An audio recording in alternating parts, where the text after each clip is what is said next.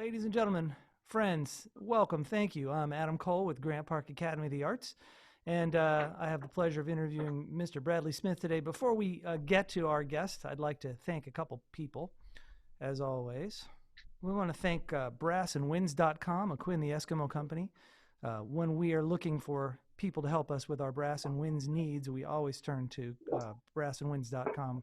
They're the best at what they do, and I'm sure they'll be able to help you as well. Please give them a call or look them up at www.brassandwinds.com. Our guest, Mr. Bradley Smith, and I have known each other a very long time. We went to school together as long as 40 years ago. But what's interesting is that we did not know each other that well in school, and it wasn't until about our mid-30s that I discovered his album Beggars and Bankers, and that's when I realized that we both had the same kind of intensity of love for music and songwriting, and I decided I'd want to get to know him a little bit better. I still don't know him as well as I'd like, and so that's why this interview is a real pleasure for me as I get to know Bradley better and introduce you to him. He's also going to talk to us about musicianship and songwriting too. Bradley, how you doing? I'm doing great. I'd like to start by thanking you for having me. This is really cool. It is my pleasure. I'm sure that our community of learners are eager to hear what you have to say. Hopefully, some of them have already heard of you, and those who haven't, I want them to know you better. All right. Give us a sense of, let's go back to the time when you and I were in school together, and I didn't know you very well. How did you get started? I got started playing guitar in about eighth grade, and I did not have a very musical family. We had a piano in our house, kind of like the one sitting behind me, an upright piano, and my mother played a little bit, but no real musicians in my family that I knew of. Interesting. And I was at a friend's house in, I think, eighth grade, and he had a guitar, and I picked it up, and immediately I could take the low E string and pick out melodies on it. And so I went home and asked my mom if we had any guitars in our family, and my uncle had one that his girlfriend had given him. And so he lent it to me, and I still have that guitar hanging on the wall here in my music room. It's an old Aria, like Japanese-made Martin copy. And so I took guitar lessons for a couple of years, and then just kind of went off on my own. And that's how I started playing.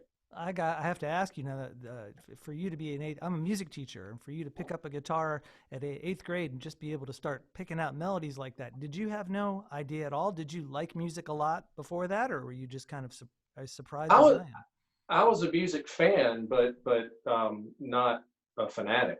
But yeah, I guess, people people find their thing. And I've had a lot of people, I'm sure you've had this as well, over the years come up to me and say, God, I've always wanted to play the guitar, and your situation would probably be the piano.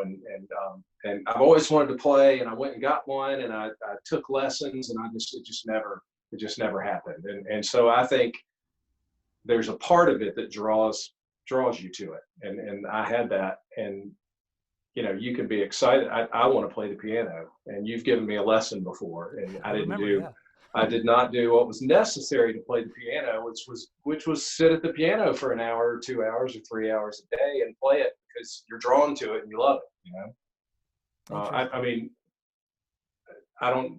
I know you are the hardest working man I think I know. As far as all the things that you do, I don't know if you practice a lot on the piano now, but I know based on your talent, I know there was a time when you hold up, and everybody who's good at an instrument has to have that time, because you've got to be drawn to it, because it's a lot of long hours slogging over your instrument, and you got to love it. Well, I'll say, for my students' benefit, I will say that my philosophy of teaching is not to force students to spend hours in front of their instrument, but really just to make sure that the time that they are in front of their instrument is intentional time. That they're not, you can spend hours and hours in front of your instrument and not get that much better if you're just frustrated and banging away. And so I just try to teach my students to be efficient, and that's kind of what I've been, efficient over 40 years. Well, I think what I was going for more in the explanation was that you're not forced. I mean, my mother jokes with me that between ninth grade and 12th grade, I never came out of I'd come home and I'd go in my room and I'd come out for dinner and then I'd go back in my room. And I was certainly keeping up with my homework and studies, but I was playing guitar and I was playing Van Halen songs and whatever, and learning how to play the guitar because I loved it and I didn't want to put it down. What about songwriting? Were you writing songs immediately, or did that come later? I was not writing songs immediately. I think I probably wrote my first song um, around the time I went to college. And, but I was not a big songwriter for a long time. And I don't know why, but I will say that um, I never didn't think that I could write songs. I never thought, oh, I can't write a song. I remember playing, I think it was when I was in high school, I was playing some Grateful Dead song. And I remember it dawning on me, well, I mean, this is great. Maybe I was completely mistaken and foolish, but I thought, this isn't that hard, you know? And so I always, I'm trying to think of the best way to say it. It's like my mother was a really good cook when I was growing up, and I spent a lot of time while she was cooking in the kitchen talking to her. And I kind of had that later in life when I started cooking. I just thought, well, yeah, you just cook. It's not a problem. I was never intimidated by it at all. And that's kind of the way I feel about songwriting. And maybe that's from listening to music, but there are certain things that I think, oh, I could never do that in my entire life. But I never really felt that way about songwriting. Do you remember what the impetus was that got you to write that first song? I think I probably just like playing guitar. I just liked music a lot. And I thought, why not? Why not try this? Yeah. Now, I think the further you get into it, you realize how hard it is, but I was foolish enough to think, oh, this isn't really hard. I can write a song, no problem, just like the Grateful Dead. Those delusions are very helpful, actually, in getting you going. Yeah, I'm reminded of a quote I heard I think when I was in high school from Bono from U2, and he said, anybody can write a song, but not anybody can write a good one. Yeah. And that's true. Yeah, I think that's fair. Well, so you were in a band called Double Wide, and you did Yes. a lot of touring. Can you get us from college to Double Wide? How did that come about? So I went to college at the University of Georgia, and I met a guy named Stuart Marshall who was dating a good friend of mine, and we became really good friends. And he played in Athens a lot. And I really in college I played some, but I didn't play a lot of music. And when he graduated from college, he had met Hugh White, who's a buddy of mine and went to school with us. And Hugh played bass and went to another college, but they became friends and decided to move to Colorado together, out to Aspen, Colorado, to be ski bums and play music. And I did not have any idea what I wanted to do with my life. And so I said, that sounds really cool. And so I hopped on the train with them, not literally, we drove out there. But after college, we moved out there, and they went out a month before me, and they found a double wide trailer to rent in a trailer park. And they were hanging out one night and said, well, here we are in our double wide, we got to call the band Double Wide. And so they named the band. And then I came out about a month later, and I brought the PA, and we got a bunch of gigs, and we played out there. We played about five or six nights a week for a couple of years, in Aspen and Vail and Telluride and all over Colorado. And it was a crash course in gigging. I mean, we played a lot, and it was a lot of fun, and we met a lot of people out there, and it was great.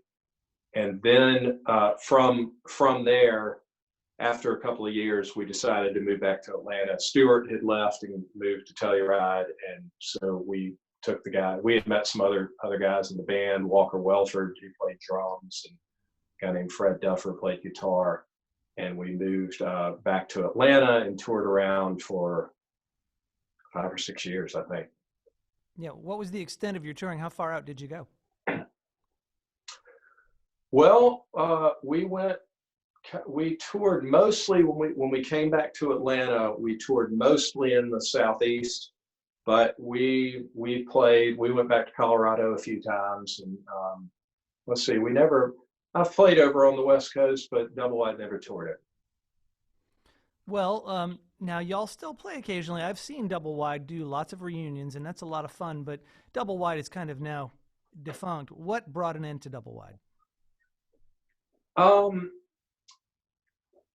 well, I'm trying to think. One of the things that slowed us down a lot was that our keyboard player Jeff Greenbaum had played with us for years. Had to have a hip operation. He had a hip issue, and he was out for about 6 or 7 months. And we had a replacement, but that kind of slowed us down a little bit. And then I think everybody kind of looked at each other and said, there is a distinct possibility that we are going to be 40 years old and traveling around in a van. And so that, I think that finally was the writing on the wall. I mean, we had spoken to management and a few labels and stuff, and had been through the Hootie and the Blowfish craze and all that kind of stuff, and we were never signed to a major label. And I think some of the guys in the band just kind of wanted to cut their losses. Did you ever open for any big names? Yeah, we opened up for Taj Mahal and Jerry Jeff Walker. Who else? We played with Blues Traveler and Sheryl Crow, and yeah. Yeah, I'm asking that question just for the folks just to give folks who are just beginning to enter the music business a sense of just how many steps there are. I mean, and even if you're Sheryl Crow, there's more steps to go. Just how much work you did, to still not be. I'm not trying to insult you by saying you're not a household name. I think you should be, but even somebody of your caliber, you did 900 steps, and there were still another 55 or 60 to go. Right. Well, I think everybody says that. Well, two things. My opinions. Number one is, I think that if there were 5 Bruce Springsteens, probably 4 of them would be stars. I mean, if you're a person like Bruce Springsteen with the charisma and the songwriting skills and the musical chops, unless you're really unlucky, you're going to make it in the music industry. At the same time, I think everybody would say, and maybe this accounts for one of those 5 Bruce Springsteens, that you need a little bit of luck along the way. And there are tons of amazingly talented musicians who have never, quote unquote, made it. Right. On the other hand, and this probably wasn't as much the case in the 90s when Double Wide was touring around, but there are a lot of people out there who are making a really good living playing music under the radar these days because of social media, and you can get your music out there easier. Yeah, and actually that takes us into the next step of your career, because you didn't stop. You continued. Your Beggars and Bankers album is a Bradley Smith album, and you continued to make music. So let's talk about your solo career. Well, after Double Wide broke up, I made Beggars and Bankers, and I went up to Nashville and met with a bunch of songwriters and publishers and stuff. And honestly, I don't know if I got this typical story or not, but they said, we like your music, but we're not sure where we would place it, or you're not standard country music, and my stuff has a bit of a southern rock or southern edge to it, but it wasn't. I think at that time they were looking for the next Garth Brooks hit. And so I really, maybe I should have moved to Nashville and dug my heels in, but I didn't do that, and I stuck around Atlanta. So I put Beggars and Bankers out in 2000 or 2001. And then I did some other things, and I started a family, and there was a little time out in the wilderness away from music. And I was definitely playing music, and I've always played music, but I wasn't putting out records and going after, what's the best term to use? I just really kind of put it on the back burner.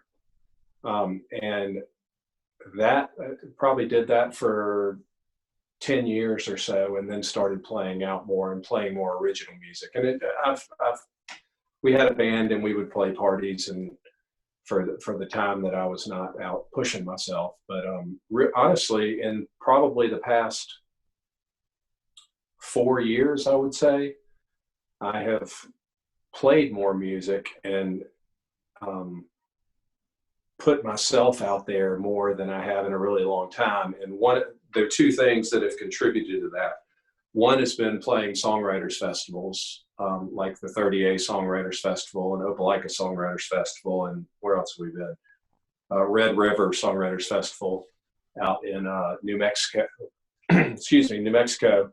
And another has been getting a manager. A woman named Martha Pruitt manages me, and that has helped immensely, because it takes all the business part of it off of me, and my job is to play music and show up and entertain. We're going to talk about the professional aspect of making music next, but before we get too far into that, I'd like folks who don't know what you do to hear Beluxy, which is a track you shared with me, and a special Grant Park Academy of the Arts version. And so I'm going to share my screen and play that video for everybody. All right, great. Let's take a look at it. This song is called Beluxy. 1, 2, 3, 4.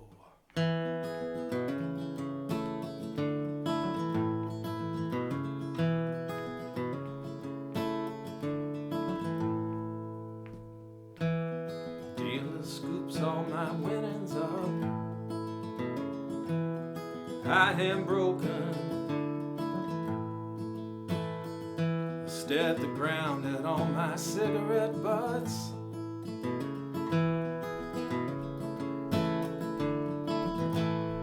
It's a pretty good run, I tell myself, maybe next time. The little voice in the back of my head knows that man just took my rent, my food, and my clothes. So take my drink and all of my doubts. I can hear the cameras follow me as I stumble out. Raise my eyes to the morning sky. Tell the clouds as they slowly pass by, I'm on my way. On my way, I'm on my way, on my way. I used to sit on all the walls of all the classrooms in my grammar school. I held court in the playground and I acted a fool, but everybody loved me. Everybody knew I was going places, but they never did think I'd end up in this parking lot, spreading my arms to the morning sky, telling the clouds as they slowly pass by, I'm on my way, on my way.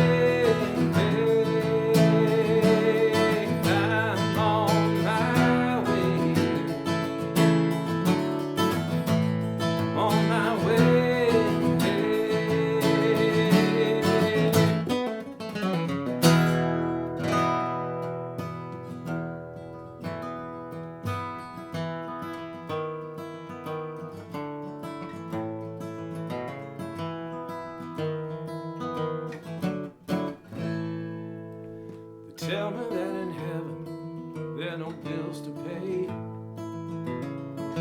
Everything is yours, there's no money to be made, and everybody loves you. just as you are, be it a beggar or a banker or a movie star. So I'll save all my effort, I will do as I please. Think I'll hit the strip and beg from my knees. Yeah, I'll be back tomorrow, just you wait and see. And I will scream at the skies above Beluxy. I'm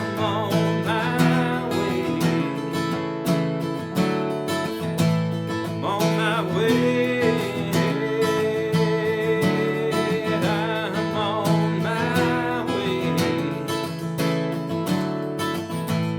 on my way. I'm on my way.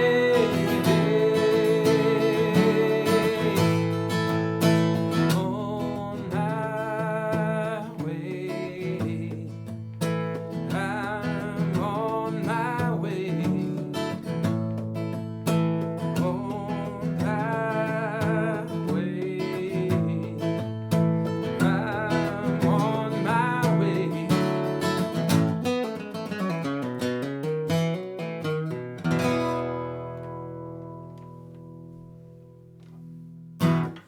That's it. By Bradley Smith from his fantastic album Beggars and Bankers, and I hope you will find that album and listen to it.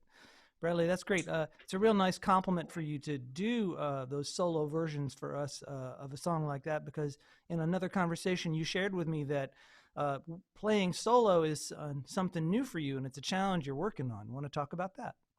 Yeah, along with, well, like I was saying, for years we would go out and play at clubs and parties and stuff, and usually as a full band, and rock the house, I guess you'd say. And so we got this opportunity about 4 years ago to go play the 38 Songwriters Festival, and I should add that the one musician that I've been playing with constantly for almost 20 years is Nelson Nolan, who is a local musician, and he plays guitar and mandolin and sings harmonies, plays harmonica. He does it all. And so we play together a lot. Almost every gig that I play with Nelson, either as an acoustic duo or with a full band. And so we got an opportunity, or I got an opportunity as Bradley Cole Smith to go play the 38 Songwriters Festival, and Nelson had already played with some other musicians in town.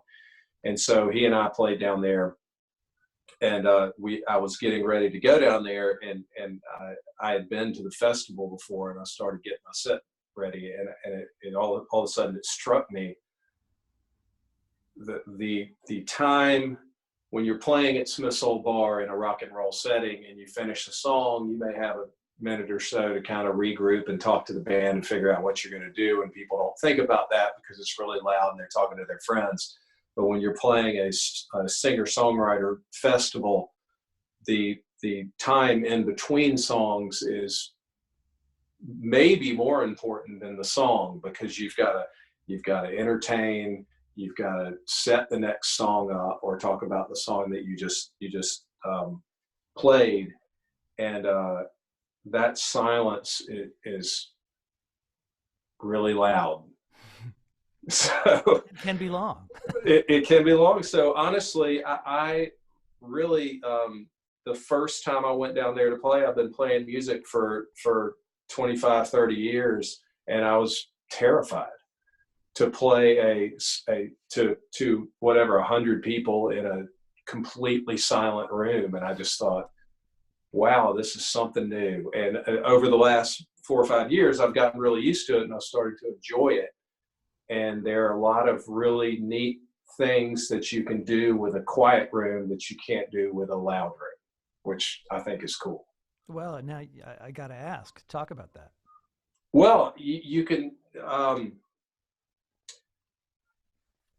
I guess, a couple of things are, if you're playing through a PA and you've got a quiet room, you can just go sing off mic. You can walk up to the front of the stage and, sing a cappella or play without anything plugged in. And that's a totally different feeling than playing through a PA or yelling into a PA that comes out loud. And you can, if you've got complete silence, you can use that.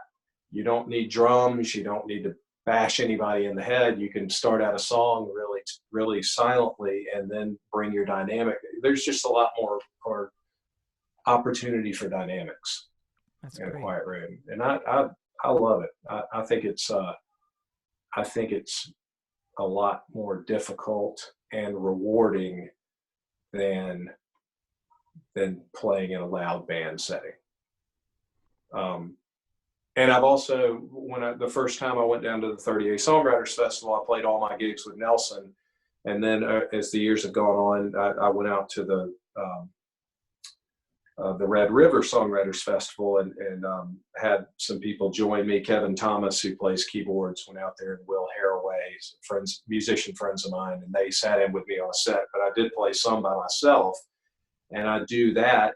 It's typically more fun to have a little accompaniment, but I'm just trying to push myself.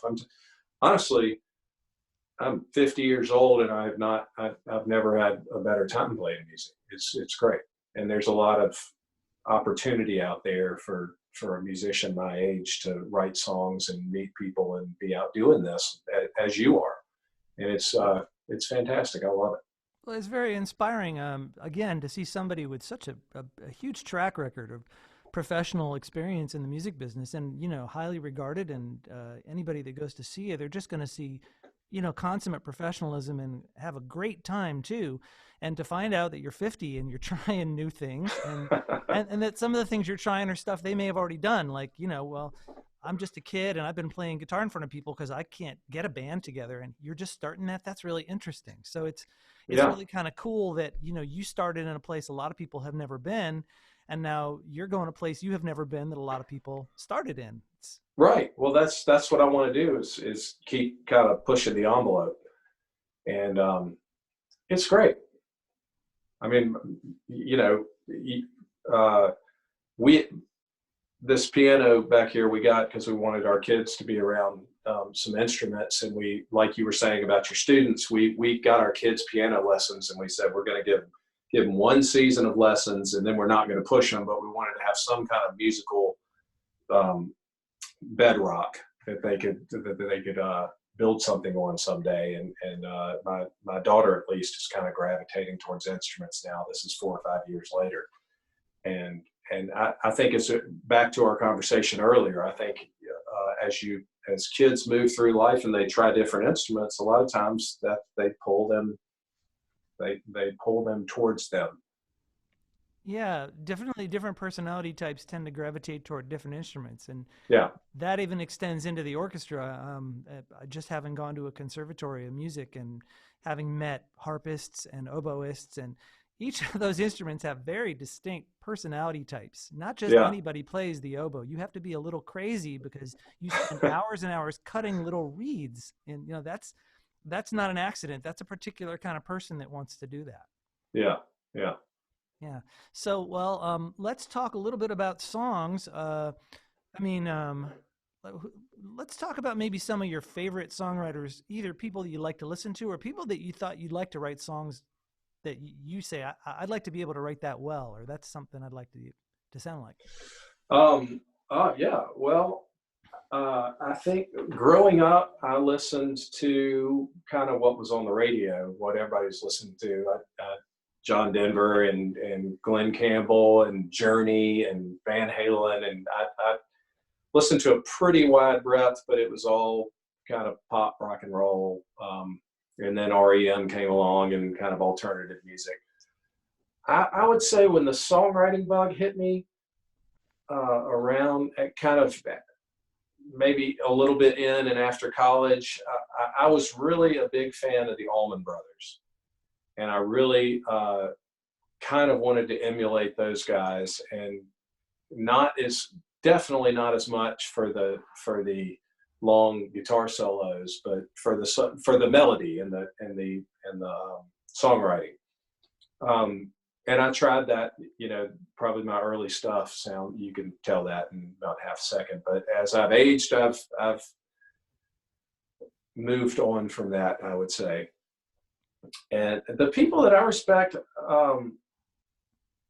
maybe some that a lot of people don't know. I mean, we've had a discussion. I love Randy Newman. He's an incredible songwriter. Elliott Smith is one of my favorites. I don't think my music sounds anything like him, but he's one of those people that I sit down to learn one of his songs, and it's like taking a lesson. Every time I sit down, he's the kind of guy that plays that chord that when you're driving around in your car and you're listening to his music, he plays that chord where you go, well, wait a second, what was that? How did he come up with that? You know, and that's what I love. And I don't know if you can tell listening to my music, because most of it's pretty accessible, but my goal would be to write a song where the changes don't go where you think they're going to go. And I recall I had a friend at the University of Georgia who was in a band called Roosevelt. They were a short-lived band. They put out one record. I might have a cassette of their 5-song EP. And I remember reading an interview with them, and they said, we got together as a band. They were a 3-piece. We'd go in to write songs, and all 3 of us, when we were deciding where to go with the song, we'd all 3 say, where do you think the song should go? And whatever they thought, we'd go the other way. And it paid off. They had really cool songs that took you somewhere where you thought, oh, wait, they just went the wrong way down a one-way street or something like that. And I think that's the coolest thing. Well, I think you've actually done one better, and I'm going to speak up as somebody that, you know, I write songs, and I really care about the act of writing songs and the art of it. So when I'm listening to your music, I'm studying it, and have been for the last 30 years. And here I've been listening to Beggars and Bankers for 20 years, and I didn't start actually trying to play the songs until about maybe 4 months ago, when I actually sat down and figured them out. And here I'm thinking, you know, they're pretty straightforward, but then I'm looking at these changes I've written down. I'm going, what is this? And he's got the bass going here so that the bass is more, that's just crazy. So you actually sound like it's pretty straightforward, but you've thrown all sorts of crazy stuff in there. It's really interesting. Well, good. I'm just trying to keep you on your toes. You did. No, you did. well, yeah, and I think sometimes the guys I play with kind of look at me, kind of wait a second, do you really need to do that? But I do I love. Say you've got a song and it's pretty straightforward, and then you get to the last chorus and you change the chords behind the vocal melody. I love little subtle stuff like that. And I think somebody who does that a lot, whom I really respect, is Jeff Tweedy. Is very crafty about the chord structure behind maybe a vocal melody that stays the same. And I love that. And a lot of times it's just enough so you notice something different, which, I mean, I'll go ahead and admit, I'm not trying to make really alternative songs that blow your mind. You know, I love Radiohead, but I'm not trying to go out there like that. But I do like to play with the chords to put just something a little slanted in there. Because if not, sometimes it gets boring to play, and if you're bored playing it, then people are going to be bored listening to it, I think. Interesting, yeah. Well, you haven't mentioned your lyrics at all, which is amazing to me. I think when I listen to the double wide songs versus the Beggars and Bankers and beyond, I hear a definite growth in your ability to tell a story and to use words. Are you conscious of that growth as a lyricist? I honestly, I have never, lyrics have always been like pulling teeth to me. It really, and I don't have many people go crazy over my lyrics to me, but a lot of people have complimented me on them, and I think they're fine. I will say that I've gotten more comfortable doing it or writing them, and maybe that just comes with age. But I'm not sure if we're going to play the other song that I sent over to you. We are, absolutely. Okay. Well, that's set it up. Yeah, I'll set it up. I was with my wife and our family down in Florida a few months ago, and we had I had some well-deserved downtime from my kids were there, but they were occupied. And so I wrote this song, and it's one of those songs that I really like. But it's one that just comes out of you. I probably wrote this song in 10 minutes, but lyrically, it's literally about a time when I was growing up. It's called Springtime Magnolia, and it's about being at my grandparents' house when I was young, and they had a big magnolia tree in the front yard, and my brother and I used to climb the tree all the time. And so I've become much more comfortable with bringing stories out. I think I tried to hide anything personal in my lyrics earlier in my life, and I think there's something personal in everybody's lyrics, no matter who they're talking about. And maybe I'd be talking about a relationship, but I'd try to hide it by talking about other people in the relationship earlier in my life. But I'm much more comfortable with just, here it is. And so this song's a pretty simple song, but I think it's fun, and it reminds me of springtime in Georgia, which is gorgeous and a beautiful time. And that's about it. It makes me happy. This song makes me happy. Well, let's give it a listen. I don't think I'm familiar with it, and I can't wait to hear it. Let's see. All right. All right, this one's called Springtime Magnolia. 1, 2, 3, 4.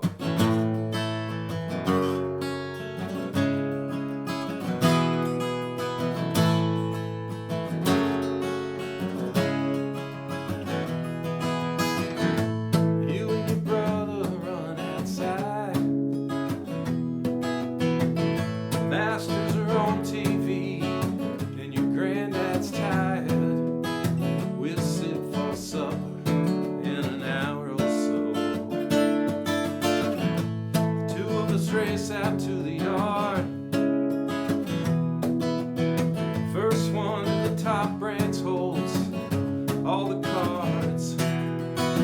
We scale those branches like firemen up that springtime magnolia. Blossoms in the air, blossoms in the air. That springtime magnolia. Life without a care, life without a care. Just about halfway to the top, rushing to catch my brother, down I drop. Hit every branch on the fall, just like a pinball down that springtime magnolia. Blossoms in the air, blossoms in the air. That springtime magnolia. Life without a care, life without a care.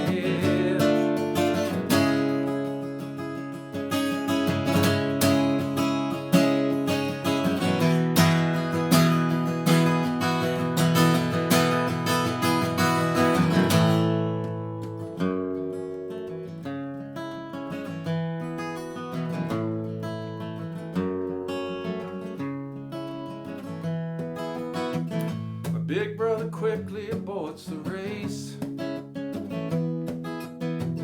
scrambling down the tree, sees my face, bruised but laughing away. We'll race another day up that springtime magnolia. Blossoms in the air, blossoms in the air. That springtime magnolia. Life without a care, life without a care. That springtime magnolia. Blossoms in the air, blossoms in the air.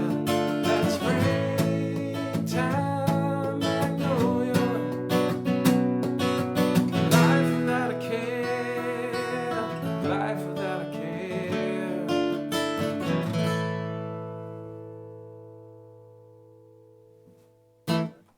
The song is called Springtime Magnolia? Yeah. Yep. Springtime Magnolia.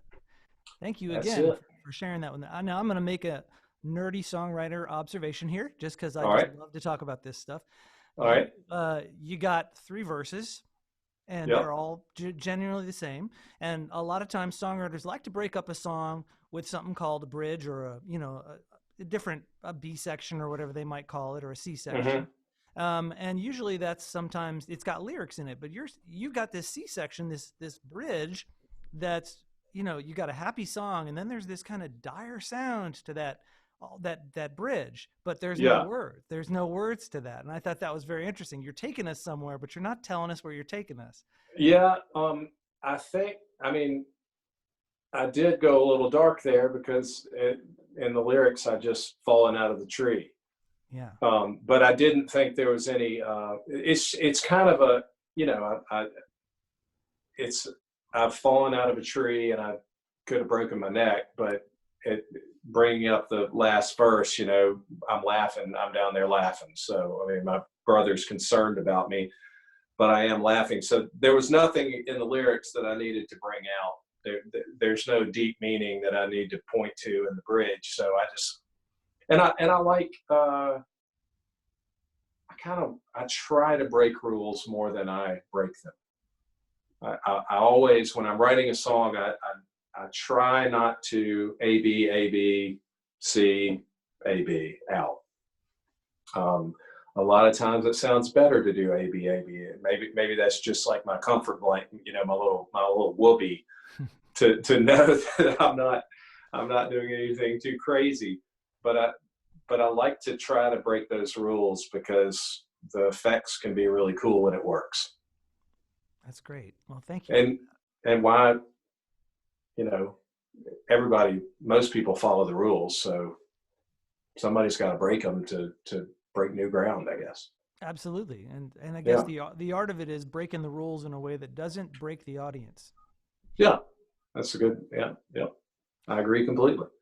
So let's talk just briefly, just because I want to kind of move us towards the close, but we got a lot of people who'll be watching this video. Some of them will be students, just kids. Some of them will be people our age who just never had the courage to, try music, but they played guitar 30 years, but they never talk about it. Let's say you're just burning with the desire to be a musician, but it's just overwhelming. All you got in you is that fire burning, and you got no direction to go. How do you become a musician? What do you do?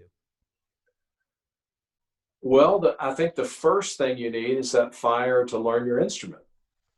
And once you learn your instrument, can I assume that you mean a gigging musician or just playing an instrument? Well, I don't know. I mean, do you think if somebody wants this is somebody that doesn't even know. They just say, I just got to be a musician. Does that mean they have to gig? What does it mean? Oh, I would say try pick up a guitar and try to play guitar. One of the amazing things that everyone has access to now is YouTube. And if I had that, I would have saved countless hours of sitting next to my tape player or my record player and playing Led Zeppelin records trying to figure out these riffs, because you go on and say whatever song, almost any song you want to learn, there's somebody on there teaching you how to play it on guitar or piano. So I would say if you want to become a musician, I would go tinker around with a piano and pick up a guitar and whatever, harmonica, whatever, try some instruments and something might draw you in. Something might suck you in on the tractor beam, That's what happened to me with the guitar. So it sounds like you're saying you don't need permission, you just need a place to fall and get sucked in. Right. And I just went to my parents and said, hey, I really love playing guitar, and they found one at my uncle's, and then I played it for a while. And I said, hey, I'd really like to take guitar lessons. And so they found somebody who would give me guitar lessons. Actually, it was Sam McPherson at Maple Street Guitars, and he is still teaching. This was in 1984, and he is still teaching guitar at Maple Street Music. That's amazing. Maple Street Guitars. But yeah, I think, and I was talking about gigging because that's what I did. I think if you want to become a live musician and play out, then just start playing your instrument and find people to play with, because as you know from playing live music, boy, you find out pretty quickly what you don't know when you get up with a bunch of live musicians on a stage. And I'm still amazed. At your high school reunion. Yeah, that's true. That's Which true. is where we played together. We did. That was a lot of fun. Wow, that was fun. But you were saying something. I was saying, you can, as a songwriter, I will write a song and I'll either play it myself 100 times, and Nelson and I will run through it, or the whole band will run through it, and then you get out on that stage and play it for the first time, and it's like you've never played it before. It's always different, you know. You have this expectation, and it's always different than you expect. And that's like playing an instrument live. You can sit in your room and play scales for a year, and then you walk out on a stage and go, what am I going to play? Because it's just there's something about the energy of a live stage. And so if you want to be a gigging musician, that would be my recommendation, would be to find a gig, start doing it. That's like the Beatles and the Cavern Club. That's where they became the Beatles, because they played 2 or 3 shows a day for years. Yeah, well, you've answered my second question, which was, you're a musician, you took it on yourself to go ahead, and how do you get good? And what you're saying is get in front of people, Right. So I'm going to take my last question here. I'm going to take you even one step further. How do you get great? I mean, is it possible to get great? Or in your opinion, are some people just great, or can you actually strive to be great? Oh, of course you can strive to be great. I think some people have a gift, and some people work so hard that they become great. I could spend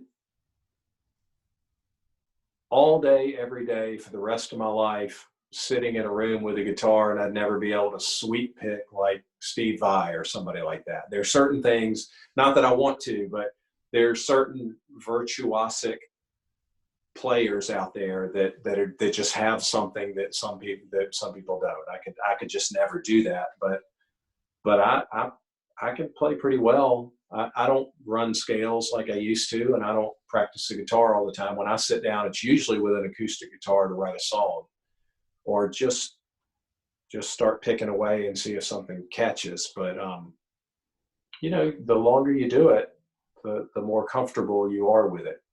But as far as being great, I think it depends. Does great mean you're as good of a songwriter as Jimmy Webb or Jason Isbell or somebody like that who writes these songs that just make my knees weak? Or is great, like I said, being able to play like Yngwie Malmsteen or something like that, which honestly, I think that's pretty terrible. But but your point is that if you want to be great, you have to decide what great means to you and then pursue it. Yes. Yeah. In my opinion, yeah. I think that's a very good answer. Thank you. Well, hey, can I put one thing in before we close? Oh, sure. I just want to tell people, if they want to listen to my music, it is on all the streaming services and Apple Music and all that, and it's under Bradley Cole Smith. Yeah, folks didn't know that we're actually related, and this is where they find out. Right. Now, I was going to ask you to tell folks where they could find you. That's great. Oh, okay. Oh, great. Thanks. I want them to know, to hear what you're doing. Is there anything else you'd like to share with the audience before we call it a night? I would like to share that that music is and should be fun. I did a show last week with Jim Imshoff, who said that he knew you, and y'all had played a local jazz open mic thing. That's right. And so Jim Imshoff and Nelson Dolan and myself did a Facebook Live show last weekend, and we've been doing some of these to raise money for different charities during this strange time. And I've been playing in my house a lot, And I went over there to Jim's house, and we were sitting there playing, and it just struck me how incredible it was to be sitting in a room with two other musicians and playing these songs, and it all meshing together. I'm sure it had something to do with the social distancing and the, you know, being cooped up in my house, but it just, this kind of sense of euphoria of wow, this is a real privilege to be able to play with friends and musicians of those guys' caliber and your caliber. And it's at the heart of it. It's something that comes from the heart, and it should be fun and rewarding. And if you practice until your fingers bleed and you don't enjoy it, if that's what you want to do because you want to do it, then do it. But make it about living a full life and enjoying the music. That's my opinion. That's great. Thank you so much, Bradley. Thank you for digging deep and telling us some truths about music tonight. Well, thanks for having me. This has been so much fun, and I look forward to playing with you soon. Likewise.